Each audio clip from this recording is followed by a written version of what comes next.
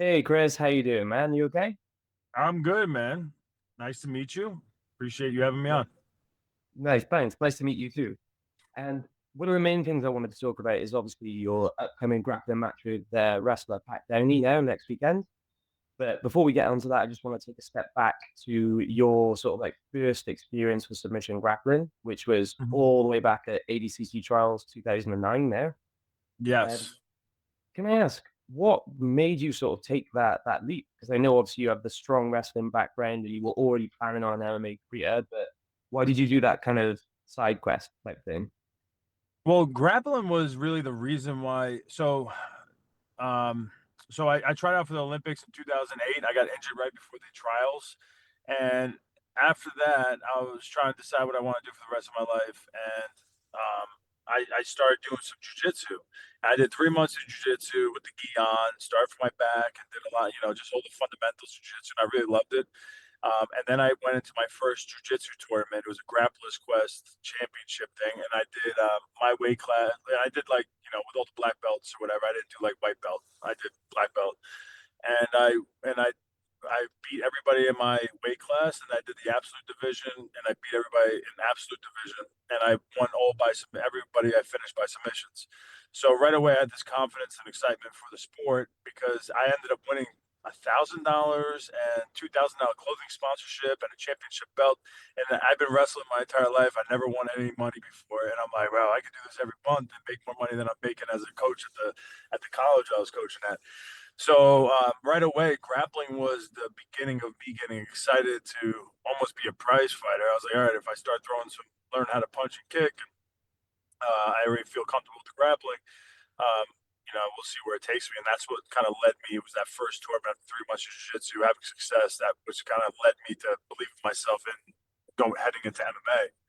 And to answer your question, so after starting professionally fighting in 2009, I broke my hand. I think I broke my hand.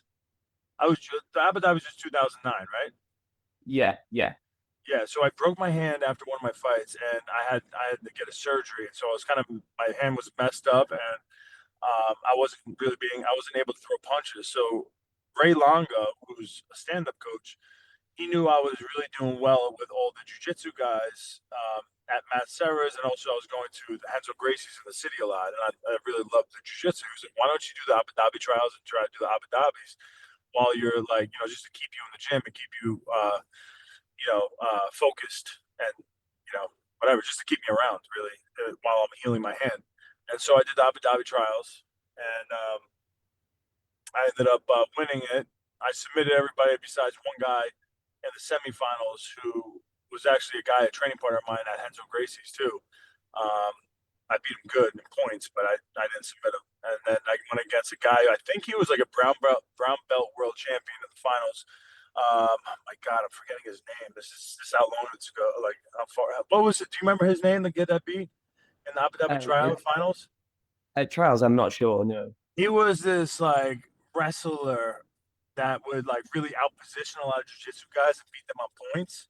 And he was kind of, I think his biggest, probably, I don't want to, make him sound bad or anything, but he was a good grappler. But his claim to fame was, I think he went to overtime and was close to beating, my God, I'm so out of this game. I can't remember his name either. Um, man. Who's the guy who did a, you follow jiu-jitsu pretty strongly? Yeah, yeah. In 2009 Abu Dhabi's, in the actual Abu Dhabi's itself, Andre Galvao, Brolio Estima. Brolio Estima, he had like a close battle with him. So, but I think he was a brown belt world champion. Anyway, I finished him with a Darce choke in the finals. It was an exciting match, and then that was my entrance into the Abu Dhabi's. And so I don't know if you want me to keep talking or if you have more questions, but I can keep it on too. No, no, that's a good like setting scene sort of thing for you, sort of like first going into the sport, and then like you said, obviously you have ADCC straight after that. If you don't mind me saying, for your first sort of like foray into submission grappling, because I think you'd only been training about a year at that point as well, wasn't it? Yeah, it was pretty much. I think they gave me a blue belt before the Abu Dhabi's, and almost to like, so it didn't look so bad, you know. Yeah. Um, but yeah, and it's not. It wasn't like I was just coming out wrestling. I really fell in love with jujitsu. I knew that wrestlers, and the reason why I think I picked up jujitsu fast is because I was very open minded. I didn't come in to the gym to Matt Serra's academy thinking, oh, I'm gonna just dominate them from top position. They're not getting on top of me. I'm just gonna own positions and be boring. I started off my back because I was told that wrestlers weren't naturally not good off their backs because they're used to being on top and they never want to go to their back. Um, so I would start from my back, and I fell in love with it. I loved for the longest time. My favorite position was on my back, which allowed me to kind of learn the fundamentals and the attacks from bottom position, which then translated me to understanding when I'm on top of somebody really what they're trying to do, and how to counter that effectively too. So it really worked out good. Yeah, I think you're right. The learning sort of like one side of the game really does help you understand the flip side of it as well when you're in the opposite scenario. And Yes.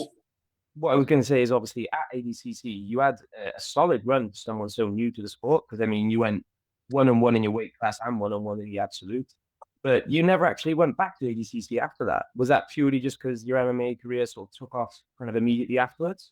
Yeah, yeah. I would have loved to gone back, but it was the UFC, my MMA career. I was very focused on that and doing jiu-jitsu tournaments, possibly getting injured, training for something like that, just made no sense because the ceiling in jiu-jitsu as far as monetary gains wasn't close to the level of what I would be able to accomplish in the UFC. So Yeah, no, that makes sense. And if you don't mind me asking, because I don't know if you've been following the sport over the last couple of years, but obviously the prize money available in jiu-jitsu has really gone through the roof over the last couple of years. If that was the sort of situation when you were first coming up in the sport, do you think you'd have sort of focused more on it at the expense of MMA? um, it's a good question. Just wasn't an option, but um, I pretty much as soon as I did go with jiu-jitsu right away it was the wrestling. I mean it was the MMA because I didn't really I accomplished a lot in a lot of people's eyes in wrestling, but I never really accomplished my goal. And so when I got it was almost like a second chance at doing something special and actually accomplishing my goal when I got to MMA. So to become a UFC champion was immediately my goal as soon as I was in it. So it's hard to imagine if it was. I mean, UFC is still so much bigger than jiu-jitsu. Jiu-jitsu is really it's really developing and getting bigger and bigger, and it's awesome. It's an awesome sport, but still, like the amount of money that you can make in the UFC if you become a champion far exceeds what you could do in jiu-jitsu. Gordon Ryan is really the one-off of a guy who is making more money than the majority of UFC fighters. At least he was. I don't know how good he's doing now. I know he's been off for a while. I think his stomach is bothering him again. But that guy cleaned house and continues to do with his like DVDs and his instructionals and everything like that. Yeah, no, you're absolutely right. That the even today, obviously not even necessarily champions, but even the top ranked UFC fighters are still out earning 99.9% jiu-jitsu guys, Yeah, really. yeah, yeah, yep.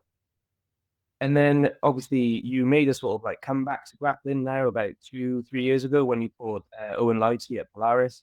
Yes. Before we talk about the match itself, can I ask what kind of brought you back to grappling then? Because you were still actively in the UFC at the time as well. So this was I had my leg break, and then I had 4 surgeries, and this was right after my fourth surgery, and I was trying to rehab my way back into eventually fighting again. And I told myself, like, why not do a grappling match to kind of supercharge myself with training to get myself back into the shape I want to be in. Not really like cardio shape, but I'm talking about like my leg. My leg was still hanging on by a thread, to be honest. Like the muscle, getting the muscle back into there, and like the pain I was dealing with. But I'm like, I can't get hurt grappling. And if you lose in a grappling match, um, it's not it's not the biggest deal. You lose in a fight, it's a problem. And there could be it's just dire consequences with head trauma and all that stuff. So I wasn't gonna take a fight till my leg was to where I felt comfortable, but I could do a grappling match. So I was like, let me just. And it wasn't like I was looking for a grappling match. I think Polaris just randomly hit me up in my Instagram messages, and I was like, you know what? I might as well just do it. Let's do this. It'll give me a reason to, prepare and like strengthen my leg up and like work harder. So that's why I did it. Nice. And can I ask, did you do any kind of like research on Owen Livesey before you faced him, or any sort of like game planning, or was it more just going out there and having fun kind of thing? Uh, I was just gonna bring not really game planning. Um, I was just gonna try to like get him tired. I knew he was a big, strong guy who I was just gonna bring a heavy pace, and that's kind of what I did. I just kind of went after him. Um, Ended up losing the match, but it was still like I tried my best. You know, that was limited. I got him tired. So Was there any reason that you obviously you sort of returned to focusing on MMA? Did you have any plans to return to grappling before this match with Pat Downey came up, or was this another sort of random message kind of thing? well, this I always said when I'm done fighting, I would love to continue to do some grappling because you could do it for longer. And hang on one second, I'm getting a call. All right. Um, so I always said that I would love to compete in jiu-jitsu after I'm done fighting. But the way this whole retirement thing went for me, it's been kind of a whirlwind of like just things that I didn't expect happening. So I haven't really been thinking about heading into grappling, to be honest, until um, I got offered this match. My manager, I think, hit me up about this one because I retired from the UFC. I really thought I was done fighting, and I was trying to figure out what I want to do. And then, literally 3 days after I retired, the UFC did a cool thing for me, a segment to announce my retirement. And like 3 days later, it was that GFL hit us up with like crazy money to do MMA still, and awesome matchups, like fun matchups where I have history with these guys. So it was like in my weight class, it was Luke Rockhold, Gegard Mousasi, Uriah Hall, um, I don't know, and a few other names of guys that I've had history with. And right away, they were going to set me up with Luke Rockhold, and they're going to do it on Long Island. And I was like, all right, I got to do this. It's tons of money, and it's matchups it's fun. Older guys too, so it was fun. Big names. So I was excited for that. That's what I started kind of aiming up for, and then that fell through. And pretty much as that fell through, I got hit up about this jiu-jitsu match. So I was like, yeah, let's go. I guess so. I haven't like really been able to sit back and like think, all right, what do I want to do yet for myself? So I'm still just a competitor. Nice, nice. And can I ask as well? I don't know if you're able to speak about it too much, but obviously, like you said, with the whole GFL situation, they were going to do two big events back to back, and then they've sort of postponed them officially. Are you still, if you don't mind me asking, like under contract with them, or are you sort of like removing yourself from that situation now? I think I'm under contract, but I don't think they have anything. I don't know what's going on. I haven't talked to anybody. All I know is that they they canceled those two events, and I heard the money guy wasn't willing to do what the athletic commissioner in California wanted him to do as far as when the money goes into escrow and all this stuff, and then he stopped answering phone calls. That's kind of what I got. And then the latest on it was that they were trying to get the guys to fight anyway, but not for any guaranteed purses, but for like a revenue share. Um, and that's not going to happen. So I don't know where they. I think they need to get some oil money. They need some guys out in Dubai or something to come out and put some money because listen, they were trying to do the right thing. It was a great concept. I like that they were doing the off season of the NFL. It was a season of 6 months, and you fight every month. There's another fight for your team and your weight class. I like that they were paying the fighters a lot of money. I like that they were trying to do a 50-50 split on revenue, where the fighters got 50% of all total revenue, which is kind of what every other sport has with a union across I think all sports. I don't know what soccer is, but with MLB, with NFL, I think with basketball, everything's at least 50-50. 50 to the players, 50 to the ownership. So I feel like they were trying to treat it like a real sport, but you really need a lot of money and being okay with losses, I think, to start off to do that. Yeah, you're exactly right. That I think the main sort of thing for anyone looking to fund like a major MMA organization is they're going to make a loss for the first couple of years, and it seems as though maybe they weren't too happy with that, or like you said, if the guy just pulled out to maybe it was a bit more legal loopholes to go through, then. Yeah. And can I ask then, is that you shutting the door on your MMA career if they don't manage to put those fights together in the end, or would you still consider similar sort of matchups in the future? Yeah, I would be considered to for MMA with big names, big matchups, kind of like those guys I was saying. Getting paid a lot of money. I would do that. I would be open to boxing. I love like some of these big boxing matches with big names and stuff like that. I would love that. I love boxing. And then I'm open to grappling matches. So that's kind of where I'm at right now. At the same time, I gotta pump out some other businesses and get things rolling. Because none of that stuff is guaranteed. And yeah. So can I ask as well, because that's an unusual. I haven't heard from you before, obviously, the boxing match sort of thing.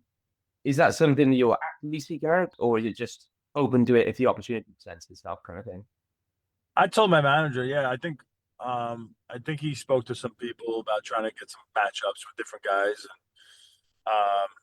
I haven't heard anything settled. I feel like with the boxing world, it's really a lot of waiting for matchups and the right weight class and all this stuff. So my manager is working on it, and we'll see what comes to fruition. You know, I know at one point I got called up about doing a boxing match with Anderson Silva. I would love to do that. I know a lot of people would love to see him have a chance to knock me out in boxing. So that would be cool. And then anybody who supports me would love to see me beat him again. So like matches like that would be fun. Even like a Luke Rockhold or obviously who doesn't want to get to Jake Paul, that would be the ultimate. So anything like that. Nice. And one thing I think that you sort of missed off your list there, but I wonder if it is something you'd be interested in, is the whole bare knuckle boxing aspect of things as well. No. I'm not doing that. I want the first thing that would, besides head trauma, is like my hands. I've had multiple hand surgeries. My hands, I'm not punching without gloves and wraps and all that stuff. My hands are so busted up that I'm not doing that. So I need some I need some padding. Yeah. And I think as well, to be fair, the paydays available in sort of bare knuckle aspect of things isn't even as much as what you could get in traditional boxing or Yeah, potentially even some grappling matches as well, really. yeah. I would have to get paid a whole load of money to do that. Like really, like insane money. Yeah, which is not going to happen. So therefore, I'm not doing it. Yeah. And Yeah. then obviously onto the grappling side of things, that's a sport that in comparison to boxing runs a lot more sort of like smoothly in the sense that you can get matches every weekend if you really want to. And if in your position as well, where you're a big enough name that I'm pretty sure any major organization would be happy to have you on the card, that like I said, you can kind of get matches on demand. And was the Pat Downey match coming up? Was that someone that you wanted to face, or was it just an opponent that was sort of mentioned to you? No, it was just the first thing that they called my manager with. Hey, would you be interested in going against Pat Downey on May 23rd? I think it was May 23rd. I was like, yeah, let's do it. Yeah, might as well. So it doesn't. These grappling matches, they don't pay as much as any of these other things, but it's fun. There's less consequences. Um, and yeah, I love grappling. So and my body can still do it somewhat. I only have so much longer that my body can do everything it's been doing. So I'm trying to make the most of it. Nice. And with the Pat Downey match as well, obviously he's an incredible wrestler, and he's done that transition into jiu-jitsu really well over the last couple of years. If you don't mind me asking, do you have any particular game plan for him or any like approach to the match?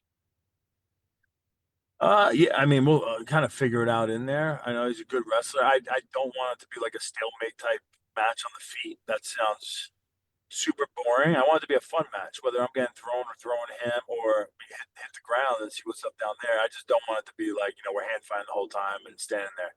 That would be very frustrating for me. So I hope he's willing to risk it a little bit. I'm going to be willing to risk it. If I have to pull guard, you might see me pull guard, because if we're standing there with each other, like I can't, I'm not there for that. This is supposed to be fun, so I'm gonna try to make it fun. It's interesting you say that as well, because I think a lot of wrestlers that transition to jiu-jitsu, their main sort of like beef with the sport is the fact that some people just pull guard and skip standing phase. But you're just perfectly happy to get on with that as long as it allows you to sort of get further into the game, is it? Yeah, I mean, what's funner, standing there with each other, pulling each other's heads, or getting into a grappling situation where there could be a possible submission?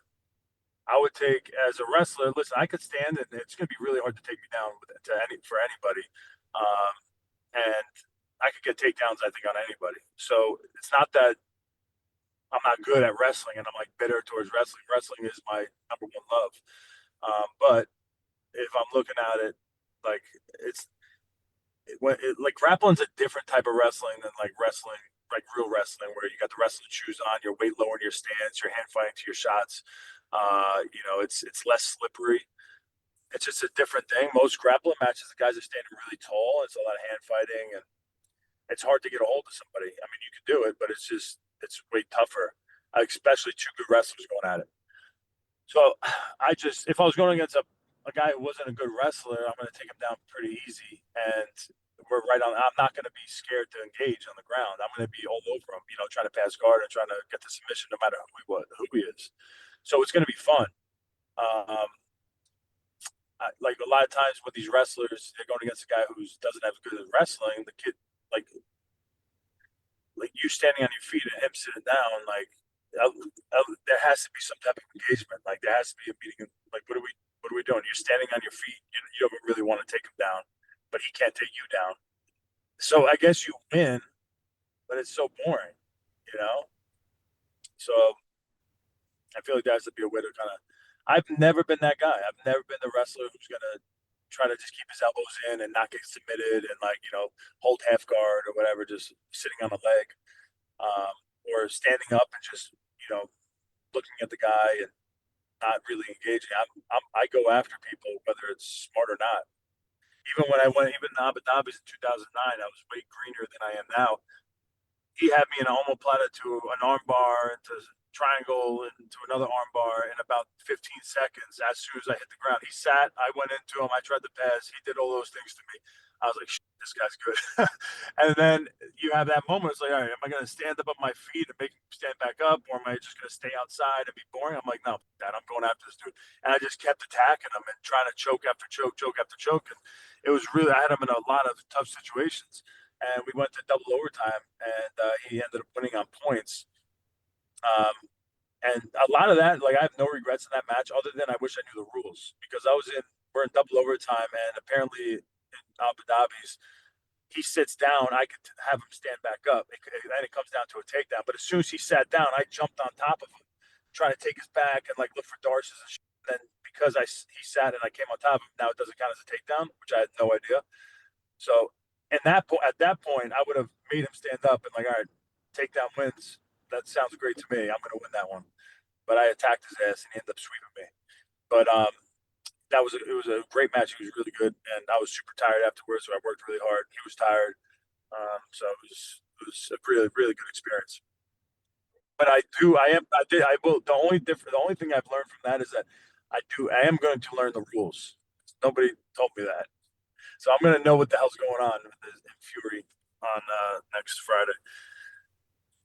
Yeah, I suppose you should mention, obviously, it's Fury Grappling 13 is coming up, and that's the promotion that you're fighting Pat Downey in there. And when you're sort of like looking to go out there and make a statement, win or lose, put on a good show, do you have any other sort of matches in the future that you've got your eye on, or any other like wrestlers or jiu-jitsu competitors, or even MMA fighters, I guess, that you might want to face in grappling? Anybody who's really good, that everybody thinks is really good. Nicky Rod's a name that sticks out. People really think he's really good. I think it'll be a fun matchup. I don't know who else is out there that's competing. I really don't, but I know there's probably some really good jiu-jitsu guys. So yeah, we'll see where this goes. I have no idea. I kind of have an idea of where I'm at. I feel good right now in the gym and stuff. We'll see. Downey's been doing this. Like pretty much this is what he does, right? Grapple full time now. This is his living. So I'll see where I'm at compared to him. Win or lose, like I get kind of an idea of where I stand, and then we'll go from there. Do I feel like working harder and get into the highest level of grappling, or am I like, all right, I'm good? I don't know. We'll see. So one other thing I would want to mention as well, obviously, because you had that great performance at ADCC way back when. Do you see yourself ever competing in trials again? Because obviously that's a tournament that unfortunately doesn't pay other than the opportunity to go to ADCC. So is that something you'd ever consider or not really without any money on the line? Yeah, I think I'd consider it all. Yeah, I think I'd definitely consider it all. From that, the CJI that one pays money, right? That's an option. Are they still doing that, or is that one like a one off? No, there's a CGI 2 coming up this year. It's a team grappling event. So you've got like different teams represented and then misfits teams, which are like different continents. So you've actually got an America's team that are kind of looking for competitors at the moment. Okay, cool. All right. I hope the scouts are watching me on Friday. I hope I can impress them. Nice. Well, that's pretty much all I got time for at the moment, Chris. But is there anything else you want to mention or anyone you want to give a shout out to before I let you go? Nope, nope. I think I'm good. Just make sure to tune in on Friday night. It's on UFC Fight Pass, I believe. So should be fun. Nice. Well, thanks very much for your time as well, and take it easy. All right. Cheers. All right, buddy. Take care.